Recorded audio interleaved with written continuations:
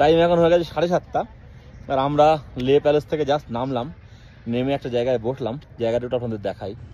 সেই যে লে প্যালেস, ওখান থেকে আমরা নামছিলাম, নামতে নামতে একটা রেস্টুরেন্ট দেখলাম, আর ঈশানী বললো এখানে চলো কিছু খাই, কিন্তু বেশি কিছু আমরা অর্ডার করিনি, শুধু চা অর্ডার করেছি, কারণ এখন খেতে ইচ্ছা করছে না। হ্যাঁ, আমরা এসেছি অ্যাকচুয়ালি এই ভিউটার জন্য, এইখানটায় বসে মানে রুফটপ ক্যাফের মতো অনেকটা, রেস্টুরেন্টের ভিতরেও জায়গা আছে, এখানে chow mein, fried rice, momo, thukpa অনেক কিছুই পাওয়া যায়।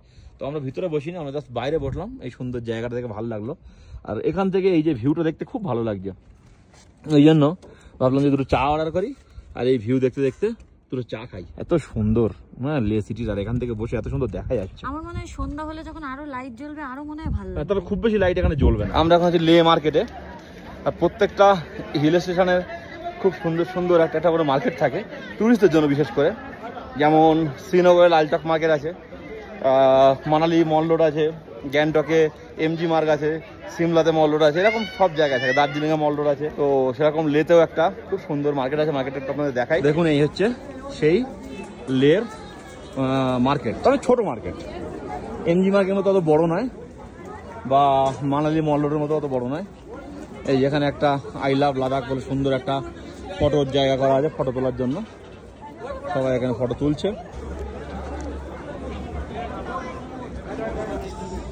তো ম্যাক্সিমামই কিন্তু সব টুরিস্ট এখানে, লোকাল কিন্তু একদমই নেই।